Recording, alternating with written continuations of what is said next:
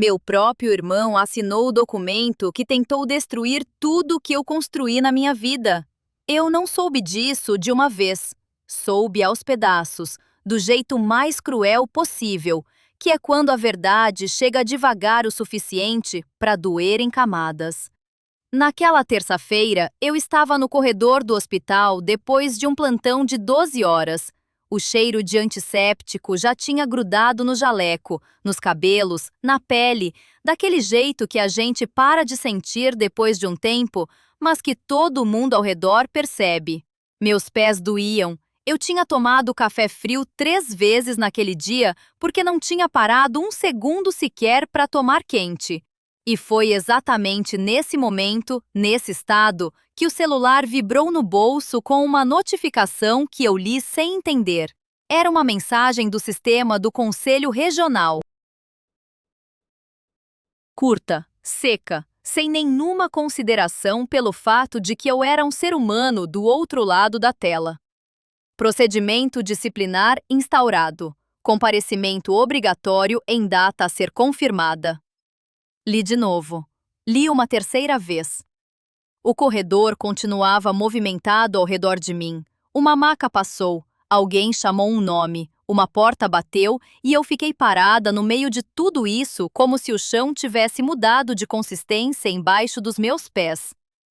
Entrei no banheiro, fechei a porta, fiquei na frente do espelho olhando para minha própria cara por um tempo que não soube medir direito.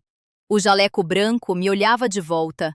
Esse mesmo jaleco que eu tinha conquistado com anos de estudo, de plantão, de escolha atrás de escolha, de abrir mão de coisa atrás de coisa. E ali, pendurada em mim, ele parecia de repente frágil. Como se alguém tivesse chegado por trás e puxado o fio que segurava tudo. A notificação não dizia o nome de quem tinha feito a denúncia. Dizia apenas que havia uma alegação formal contra minha habilitação profissional. Usava a palavra fraude. Fraude. Eu fiquei repetindo essa palavra na cabeça enquanto lavava o rosto, enquanto me olhava no espelho com água escorrendo pelo queixo, tentando entender quem no mundo teria motivo para colocar esse nome do lado do meu. Naquele momento eu ainda não sabia. Mas alguma coisa no fundo do estômago, aquele instinto que a gente desenvolve quando passa anos aprendendo a ler situações de risco, já tinha começado a apontar numa direção que eu não queria encarar. Guardei o celular no bolso, respirei fundo e voltei para o corredor. Ainda tinha paciente para ver. A vida do hospital não parava por causa da minha. Mas alguma coisa dentro de mim tinha parado, e eu sabia disso. Se essa história já tocou em algo dentro de você, compartilha com alguém que precisa ouvir isso hoje. Deixa seu like e se inscreve no canal, porque essa história ainda tem muito mais para revelar. 3 semanas antes dessa notificação, eu tinha tomado uma decisão que a maioria dos meus colegas não teria tomado. Não porque fossem pessoas ruins, mas porque no fundo do corredor da UTI, às 2 da manhã, com um paciente que a ficha já considerava estabilizado e que eu olhei nos olhos e vi que não estava, a escolha mais fácil era sempre a mesma: seguir o protocolo padrão, anotar, passar para o próximo. Eu não fiz isso. O homem se chamava Seu Geraldo. 72 anos, veio transferido de outra unidade. Família que mal aparecia, prontuário cheio de anotações que ninguém tinha lido direito. Eu li. Sentei na cadeira dura da sala de descanso com aquele prontuário no colo e li cada página, cada exame, cada observação rabiscada com letra de médico cansado. E encontrei uma inconsistência que não fazia sentido com o quadro que ele estava apresentando naquele momento. Chamei o plantonista. Ele olhou, concordou que era estranho, disse que ia monitorar. Eu pedi para mudar a conduta. Ele hesitou. Eu insisti. Houve uma tensão naquele corredor que durou talvez 2 minutos, mas que pesou como se fosse muito mais. No final, A conduta foi alterada. Seu Geraldo passou bem a noite e teve alta alguns dias depois, andando pelos próprios pés. Camila, minha supervisora, soube do episódio no dia seguinte. Ela me chamou numa salinha que cheirava a café velho e papel úmido e disse com aquele sorriso dela que nunca chegava nos olhos: "Você sempre faz diferente, né, Renata?" Eu tinha respondido que fazia o que achava certo. Ela ficou me olhando por um segundo a mais do que o necessário, assentiu devagar e saiu.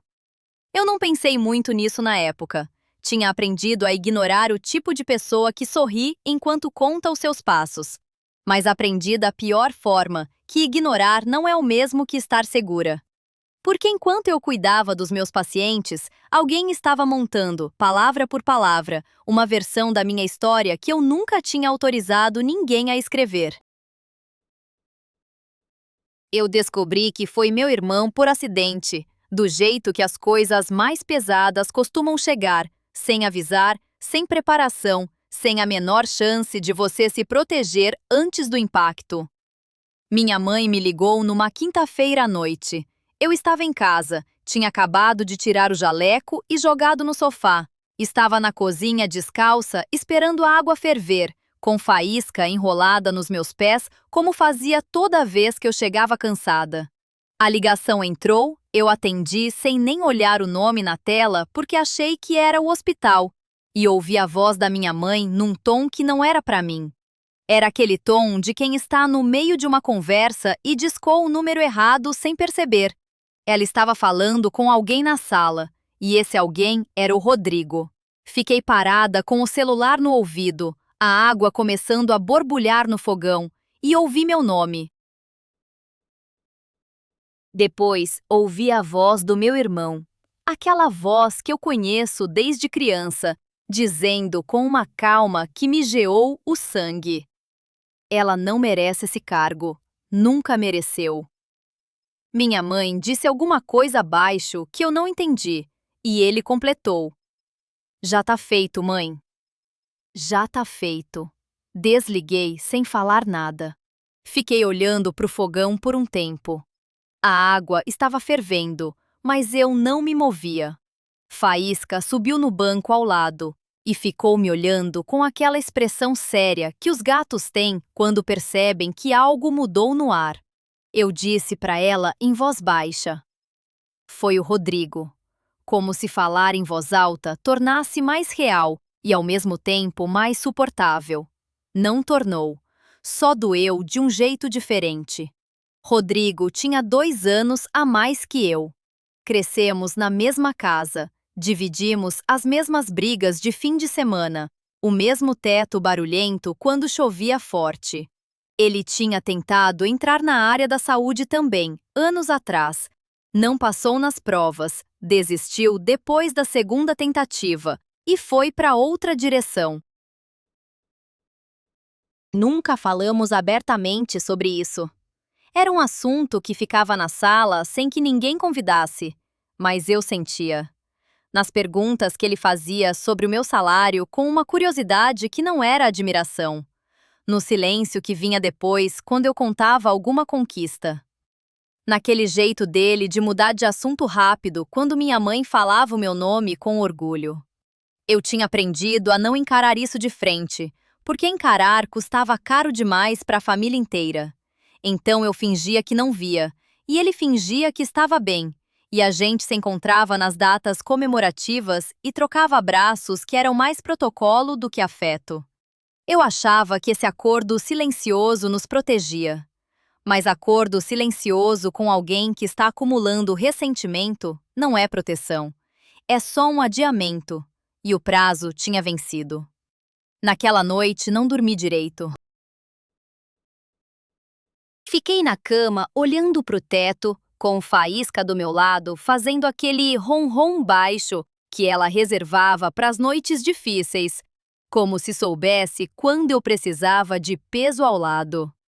Eu ficava pensando em como ele tinha feito isso, quais palavras tinha usado, com que expressão tinha assinado o que quer que tivesse assinado. E se ele tinha hesitado em algum momento ou se tinha ido até o fim sem olhar para trás. A denúncia que Rodrigo formalizou era mais elaborada do que eu esperava. Quando finalmente consegui acesso ao documento completo, alguns dias depois, levei um tempo para processar não pelo conteúdo, mas pela precisão. Ele sabia exatamente onde apertar. Alegava que minhas horas de residência tinham sido registradas de forma irregular, que meu título de especialização tinha inconsistências documentais, que eu tinha construído um currículo que não correspondia à realidade da minha formação. Cada ponto era falso. Mas cada ponto era plausível o suficiente para soar verdadeiro para quem não conhecia os detalhes. E é exatamente isso que faz uma mentira bem feita ser tão perigosa. Ela não precisa ser perfeita. Ela só precisa criar dúvida suficiente para que as pessoas comecem a olhar para você diferente. Rodrigo conhecia o sistema porque tinha tentado entrar nele. Sabia como funcionava o processo disciplinar. Sabia quais alegações tinham peso. Sabia que uma denúncia formal obrigava uma investigação independente do mérito. Ele não precisava provar nada de imediato. Precisava apenas plantar e regar com palavras certas nos lugares certos. O que ele não calculou foi uma coisa simples. Desde o primeiro dia da graduação, eu guardava tudo. Não por paranoia, não porque esperasse que alguém um dia tentasse me apagar, mas porque aprendi cedo que papel é memória e memória é proteção. Cada certificado, cada folha de frequência, cada protocolo assinado, cada avaliação de supervisor, tudo estava guardado numa pasta que eu organizava com o mesmo cuidado que dedicava aos prontuários dos meus pacientes. Rodrigo tinha construído uma versão da minha história contando que eu não tivesse provas, e eu tinha provas de absolutamente tudo. O problema era que naquele momento só eu sabia disso, e a audiência ainda estava por vir. Minha mãe me ligou de novo no dia seguinte e fingiu que o telefonema da noite anterior nunca tinha acontecido. Atendi porque era cedo e eu ainda não tinha me preparado para não atender. Ela perguntou se eu tinha dormido bem, se ia trabalhar naquele dia, se Faísca estava comendo direito. Aquela sequência de perguntas pequenas que as mães usam quando querem chegar em algum lugar, mas não sabem como. Eu respondi tudo com precisão e esperei. Ela ficou em silêncio por alguns segundos e então disse que o Rodrigo estava passando por um momento difícil. Que ele tinha tomado algumas decisões no calor de emoções que não eram bem gerenciadas. Que eu precisava entender o lado dele. Eu segurei o celular com mais força do que precisava. Não disse nada sobre o que tinha ouvido na noite anterior. Não perguntei o que ela sabia, até onde tinha deixado acontecer, se tinha tentado parar ou se tinha ficado quieta do jeito que ficava quieta quando era mais fácil não interferir. Só disse que estava bem e que precisava ir. Desliguei. Fiquei olhando pela janela da cozinha com o café esfriando na mão, vendo a rua lá embaixo com pessoas andando, ônibus passando, o mundo funcionando sem a menor consciência do que estava acontecendo dentro daquele apartamento. O que me perturbava não era raiva, era algo mais fundo do que raiva. Era a percepção de que essa situação tinha raízes mais longas do que eu queria admitir. Que o Rodrigo não tinha acordado numa manhã qualquer e decidido me destruir do nada. Aquilo tinha crescido por anos dentro de um silêncio que eu tinha ajudado a construir. Toda vez que eu tinha ignorado um comentário torto, toda vez que eu tinha mudado de assunto para preservar a paz, toda vez que eu tinha encolhido um pouco para que ele não se sentisse menor, eu tinha regado aquela semente sem saber. Isso não me tornava culpada pelo que ele fez, mas me tornava responsável por ter fingido por tanto tempo que não estava vendo. Fui trabalhar naquele dia com esse peso no peito.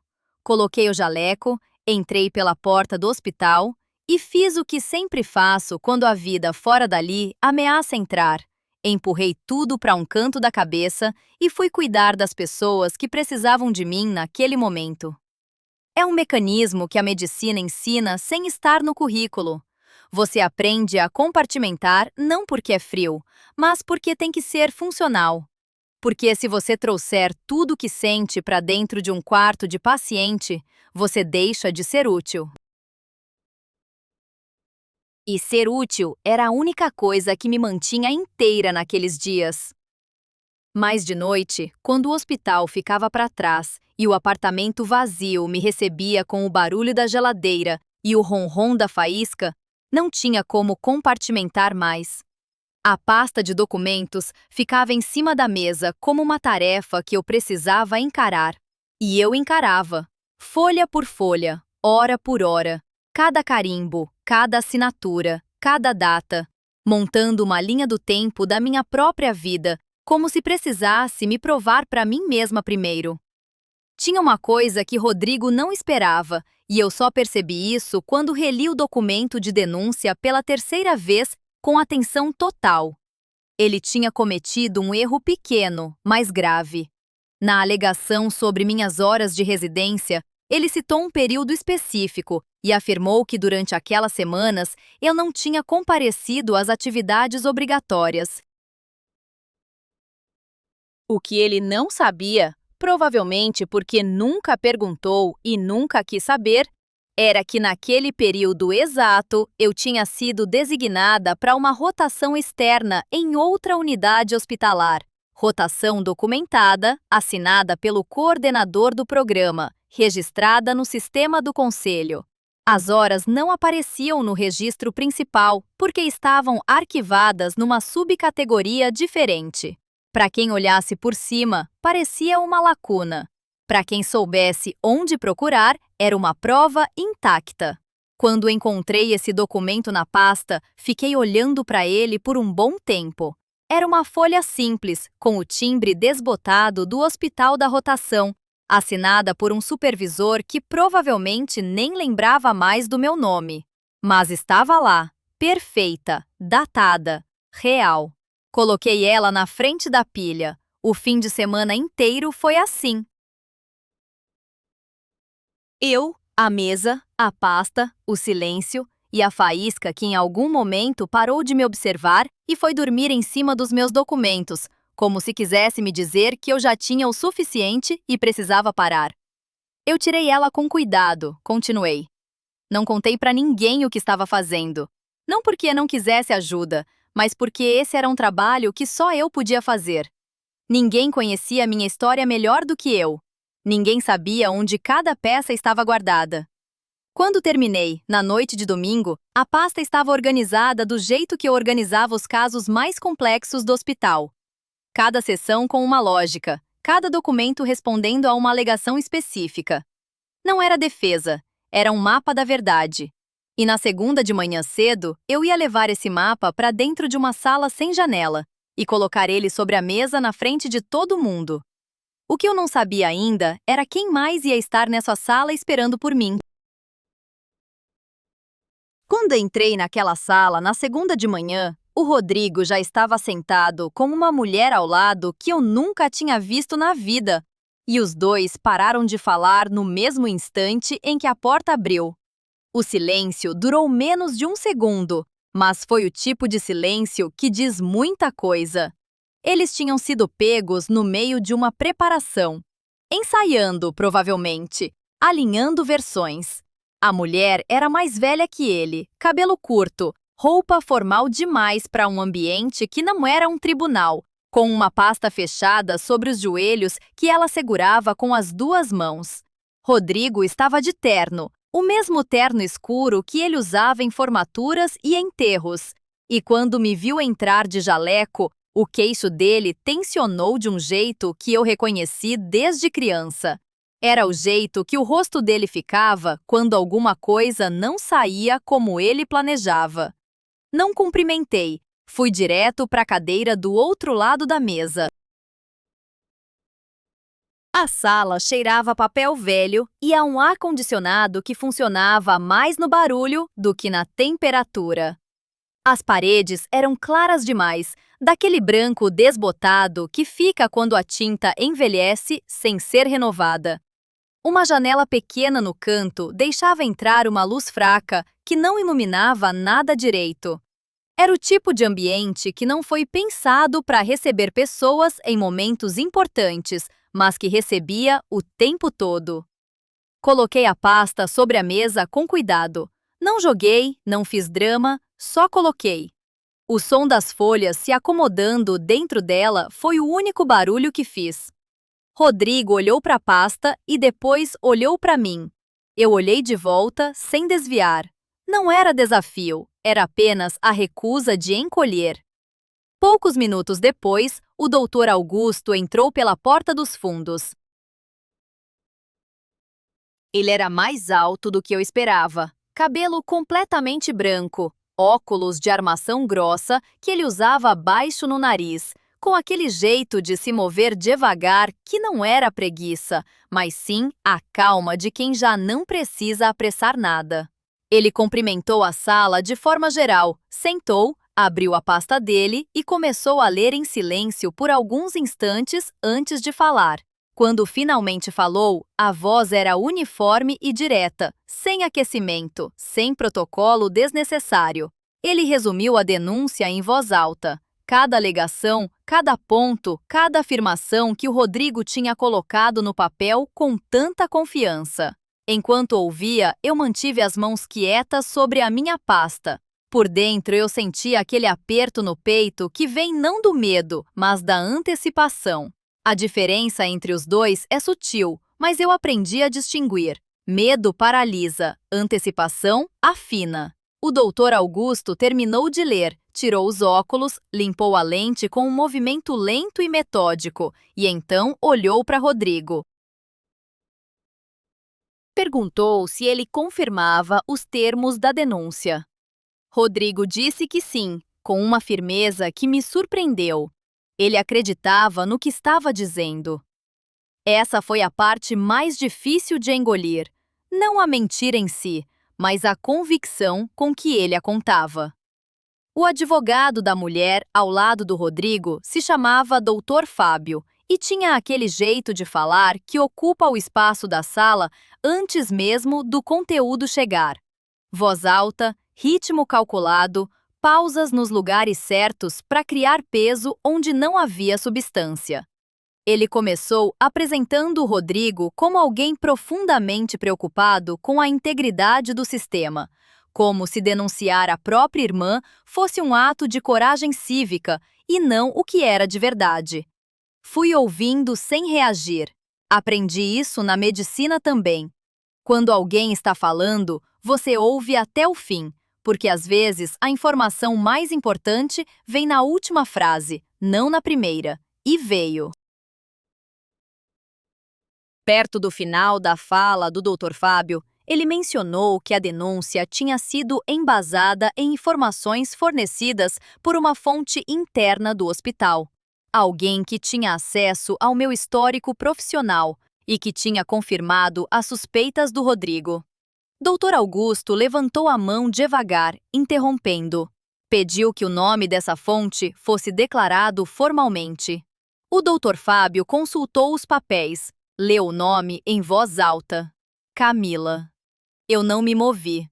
Não deixei nada aparecer no rosto, mas por dentro, alguma coisa encaixou com um clique que doeu. Camila tinha fornecido informações ao meu irmão. Camila, que sorria sem chegar nos olhos, que me observava cuidar de seu Geraldo naquela madrugada, que tinha dito com aquela voz morna que eu sempre fazia diferente. Ela não tinha só observado, ela tinha ido atrás de alguém que poderia usar o que ela coletava. Dr. Augusto anotou o nome sem comentar, olhou para mim. Disse com a mesma voz uniforme: Você deseja apresentar sua defesa? Abri a pasta. E dessa vez, o silêncio da sala era outro. Era o silêncio de quem está esperando. O primeiro documento que coloquei sobre a mesa derrubou metade da denúncia do Rodrigo em menos de 30 segundos. Era a folha da rotação externa, aquela que eu tinha encontrado na pasta na madrugada de sexta, com o timbre desbotado e a assinatura do supervisor. Empurrei devagar na direção do Dr. Augusto, sem dizer nada. Ele pegou, leu, virou a folha, leu o verso. O ar-condicionado continuava fazendo aquele barulho de fundo constante. O Dr. Fábio, do outro lado, abriu a boca levemente como quem vai falar e decidiu não falar. Continuei. Coloquei o segundo documento, depois o terceiro. Não com pressa, não com raiva, com o mesmo ritmo que eu usava quando apresentava um caso complexo para a equipe médica. Metódica, clara, sem deixar espaço para a dúvida crescer entre uma informação e outra. Cada alegação da denúncia tinha uma resposta na minha pasta. Não uma resposta vaga, uma resposta com data, com carimbo, com a assinatura de alguém responsável. O período contestado das horas de residência estava coberto pela rotação documentada. O título de especialização tinha o registro original do conselho com número de protocolo. Os certificados de formação estavam em ordem cronológica, do primeiro ao último, sem lacuna nenhuma. Dr. Augusto lia cada página com aquela atenção lenta que no começo parecia demora, mas que eu fui entendendo ser rigor. Ele não passava para a próxima folha enquanto não tinha terminado a anterior. Rodrigo ficou quieto durante quase tudo isso, mas eu podia ver pelo canto do olho que ele estava olhando para a pasta com uma expressão que foi mudando devagar. A confiança do começo foi cedendo lugar a alguma coisa mais tensa, mais contida. O jeito de quem percebe que o chão está ficando diferente embaixo dos pés, mas ainda não quer admitir. Quando terminei de apresentar os documentos, o Dr. Augusto tirou os óculos e os colocou sobre a mesa com um gesto que parecia encerrar um capítulo. Olhou para o Dr. Fábio. Perguntou se havia algum ponto da denúncia que se sustentava diante do material apresentado. O Dr. Fábio olhou para os papéis dele. Depois, olhou para o Rodrigo. E foi nesse momento que Dona Perpétua se levantou lá do fundo da sala. Eu não sabia que ela estava ali. Dona Perpétua trabalhava na enfermaria havia mais de 20 anos. Era o tipo de pessoa que o hospital inteiro conhecia, mas que raramente aparecia em reunião nenhuma, porque ela preferia estar no corredor cuidando de gente. Cabelo preso, jaleco levemente amassado, aquela postura reta que vem de décadas em pé. Ela se levantou sem pedir licença, ou melhor, ela pediu com a voz de quem não está realmente pedindo, e disse que queria falar. O Dr. Augusto olhou para ela com uma expressão que não era surpresa, mas era atenção real. Assentiu. Ela disse que tinha trabalhado comigo por 4 anos, que tinha me visto cobrir plantão de colega que sumia sem aviso, ficar além do horário quando o caso precisava, tratar prontuário com o mesmo cuidado que tratava paciente. Disse que tinha visto de perto o episódio com seu Geraldo, que estava no corredor naquela madrugada, que eu não tinha hesitado quando precisava agir. Rodrigo se virou para ela. Disse que ela não tinha sido convocada. A voz dele tinha ficado mais fina do que no começo da sessão. Ela olhou para ele com uma calma que era quase desconcertante. Disse que sabia disso, que tinha vindo porque quis, que quando alguém tenta apagar o trabalho de uma pessoa decente com palavras que não têm base nenhuma, quem esteve do lado dessa pessoa tem a obrigação de falar. O Dr. Fábio abriu a boca. O Dr. Augusto levantou a mão uma vez, devagar, sem olhar para ele, e o Dr. Fábio fechou a boca. Dona Perpétua terminou de falar, ajeitou o jaleco, voltou para a cadeira e sentou como se nada de extraordinário tivesse acontecido. E o Dr. Augusto ficou em silêncio por alguns instantes, olhando para os documentos espalhados na mesa, antes de falar com aquela voz que não subia nem descia de tom. Disse que a denúncia não tinha fundamento verificável, que os documentos apresentados respondiam cada alegação de forma direta e rastreável, que o procedimento estava encerrado e que minha habilitação permanecia intacta. Rodrigo ficou parado. O terno escuro, de repente, parecia grande demais para ele. A sessão terminou sem cerimônia. O doutor Augusto recolheu os papéis, levantou, saiu pela mesma porta por onde entrou. O doutor Fábio começou a guardar as coisas com movimentos rápidos demais, sem olhar para ninguém. A mulher que tinha chegado com Rodrigo saiu primeiro, sem dizer nada, sem olhar para trás. Eu fiquei na cadeira até a sala quase esvaziar. Recolhi os meus documentos com calma, coloquei tudo de volta na pasta, fechei o zíper devagar. Só então me levantei. Rodrigo ainda estava ali, de pé perto da porta, com a pasta dele na mão, olhando para um ponto da parede que não tinha nada de interessante. Não planejei falar com ele, mas quando passei pela porta, ele disse meu nome. Só o nome. Não tinha mais a firmeza do começo da sessão. Era uma voz menor. Parei. Não me virei de imediato.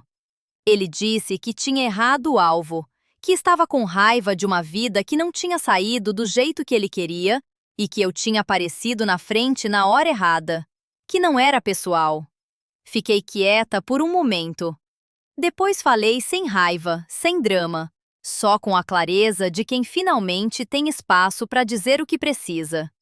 Disse que tudo que envolve o nome de alguém é pessoal, que ele podia carregar a raiva dele sem me usar como destino dela.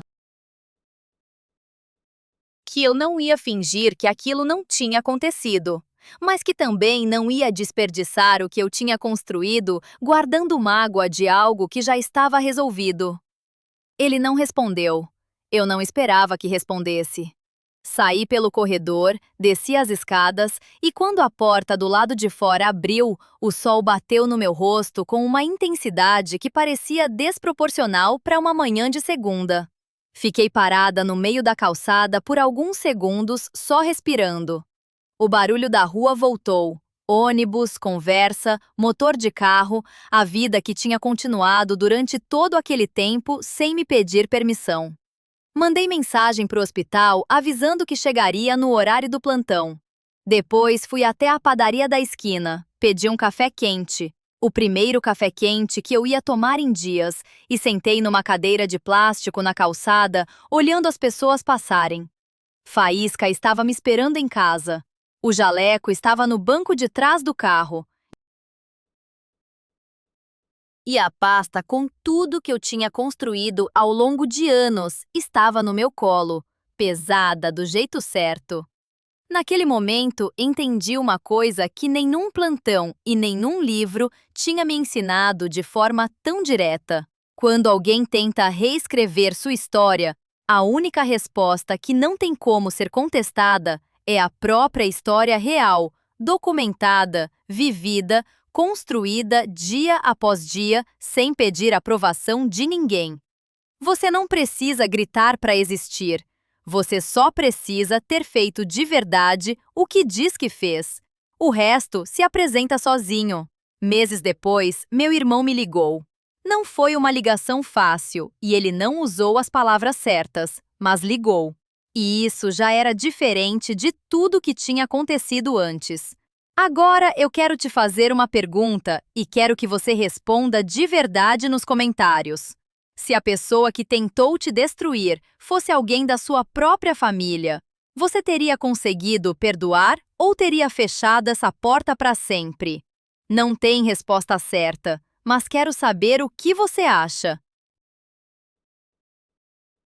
Se essa história tocou em algo dentro de você, deixa o like e se inscreve no canal. A gente conta histórias assim todo dia. Histórias sobre coragem, sobre família, sobre a escolha de continuar de pé quando tudo empurra para baixo. Até a próxima!